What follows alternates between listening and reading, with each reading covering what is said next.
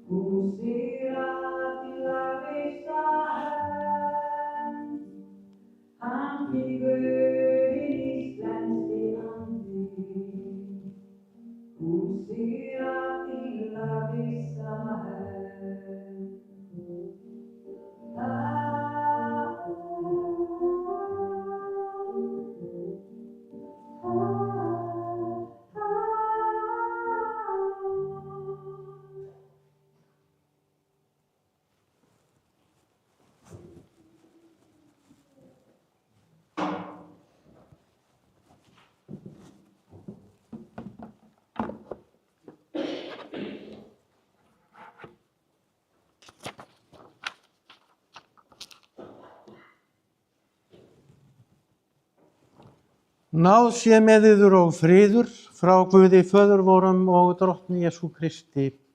Amen. Við komum hér saman í dag til að kveðja bónda, eiginmann, föður, tengdaföður, afa og langafa, mann sem var mótaður af landi sínu og mótaði það jafnframt sjálfur í moldinni, í árstíðunum, í veðrabrigðum og vexti jarðar lærði hann taktmál lífsins. Að sumt sprettur hratt, annað hægt og allt hefur sinn tíma. Hann þekkti þá visku sem ekki lærist af bókum einum saman, heldur af því að ganga dag eftir dag, til gegninga, ganga tún og haga, hlusta á vindinn og lesa í merki náttúrunnar. Davíðssálmurinn sem ég las áðan, þar segja seinni lesturinn, er ávallt lesinn á gamlárskvöld. Og sálmaskáldið minnir okkur á þetta sem ég var að segja núna, þegar hann segir: Drottinn, þú hefur verið oss athvarf frá kyni til kyns.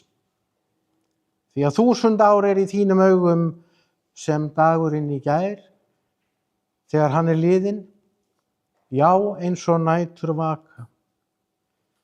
Já, líf okkar stutt í samanburði við eilífðina, en innan þess fáum við köllun. Kenn oss að telja daga vora, að vér megum öðlast viturt hjarta. Bóndinn sem við kveðjum í dag lifði lífi sem bar merki slíkrar vissu. Hann vissi að landið var ekki eign til að arðræna, heldur ábyrgð til að annast. Hann taldi daga sína ekki í flýti, heldur í trúfesti, í vinnu sem hafði gildi langt út fyrir augnablikið. Og þegar við nú horfum fram á veginn, þá minnumst við þess líka að ritningin talar einnig annan bónda, annan hirði. Þann góða hirði sem þekkir hverja á með nafni, hirði sem gengur á undan og skilur ekki eftir hjörð sína í reiðileysi. Og sú mynd mun fylgja okkur áfram þegar við felum líf Björgvins Þóroddssonar í hendur hans sem skóp landið og lofaði að leiða sína heim. Þau orð skulum við hafa í hug okkar nú við kveðjum Björgvin Þóroddsson hinstu kveðju. Björgvin fæddist hann 7. apríl 1940 á Grímsstöðum í Þistilfirði. Hann var elstur 15 barna hjónanna Kristbjargar Sigríðar Árnadóttur og Þórodds Björgvinssonar. Kristbjörg var fædd 1922 og lést árið 2003, en Þóroddur fæddist 1907 og lést 1986. Björgvin ólst upp við Þistilfjörð. Hann aðstoðaði ungur að árum á mörgum bæjum í sveitinni við hin ýmsu störf. En þegar hann fullorðnaðist fór hann á vertíð til Vestmannaeyja í 2 vetur. Og svo þegar að síldarævintýrið hófst, þá vann hann við útgerð á Raufarhöfn, Siglufirði og á Seyðisfirði. Þar lágu leiðir hans og Margrétar Jónsdóttur saman.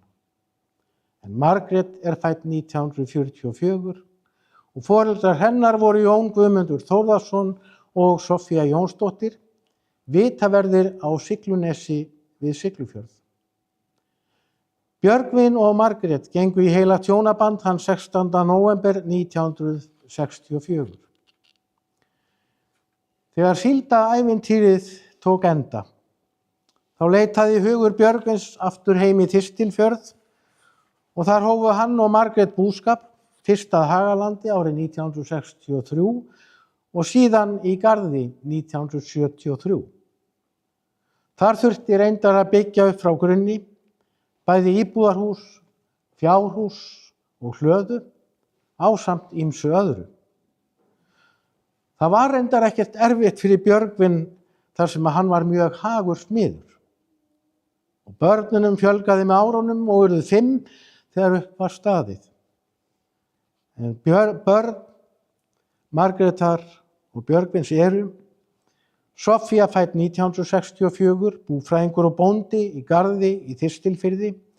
Maður hennar Jónas Pétur Bóasson og eiga þau 2 syni og 1 dóttur og 4 barnabörn. Þóroddur fæddur 1965, verkfræðingur í Garðabæ. Kvæntur Ástu Leonardsdóttur, hún fædd 1973, eiga þau 1 dóttur en fyrir átti Ásta 2 syni. Sóley Helga fædd 1966, bókari á Akureyri. Hún gift Sigurði Frey Sigurðarsyni. Eiga þau 1 dóttur og 1 son. Árni Hermann fæddur 1972, hugbúnaðarsérfræðingur í Kópavogi. Maki hans Unnur Ingibjörg Sigfúsdóttir og eiga þau 1 son en fyrir á Árni eina dóttur og 2 syni. Jón Guðmundur, fæddur 1978, tæknistjóri í Kópavogi, kvæntur Rúnu Gunnarsdóttur og eiga þau 1 son. Já, árunum var varið í margvísleg bústörf. Björgvin var mikill félagsmálamaður, hann sat í hreppsnefnd, tók þátt í starfi Lionsklúbbsins á Þórshöfn árabil og var formaður félags sjálfstæðismanna á Þórshöfn, auk þess að sitja í kjördæmisráði flokksins. Hann var einnig fréttaritari Morgunblaðsins margra ára skeið. Björgvin starfaði í Þórðarblótsnefndum og naut sín mjög vel þar. Og hann var líka formaður félags eldri borgara á Þórshöfn tíma. Árið 1997 fluttu Björgvin og Margrét til Þórshafnar og elsta dóttir þeirra tók að reka búið í Garði ásamt fjölskyldu sinni og tóku þau við góðri hjörð af kindum, frjósömum og afurðagóðum. Hér á Þórshöfn vann Björgvin ýmis störf fyrir Ísfélagið og hann var gjarnan fenginn til að leiðbeina ungum starfsmönnum og kenna þeim réttu handtökin. En eins og með marga sveitamenn, þá er hægt að taka þá úr sveitinni, en það er aldrei hægt að taka sveitina úr þeim. Og Björgvin leitaði því alltaf þangað sem að ræturnar lágu og eyddi mörgum stundum í sveitinni og þar í kring, líka eftir að hann flutti hingað til Þórshafnar. Hann unni landinu öllu, ekki aðeins eigin jörð, og hann naut þess að vera úti í náttúrunni, naut þess að vera hluti af sköpunarverki Drottins, eins og við getum séð í svo mörgum ljóða hans. En eftir hann liggur ljóða- og lausavísubókin Garðstungan frá árinu 2021 og hún samansafnað því efni sem eftir hann liggur. Björgvin taldi reyndar bókina hvorki djúpan skáldskap né hafa menningarlegt gildi. Frekar væri að ræða tækifæriskveðskap sem að gæti orðið til úr litlu, til dæmis óvanaleg notkun á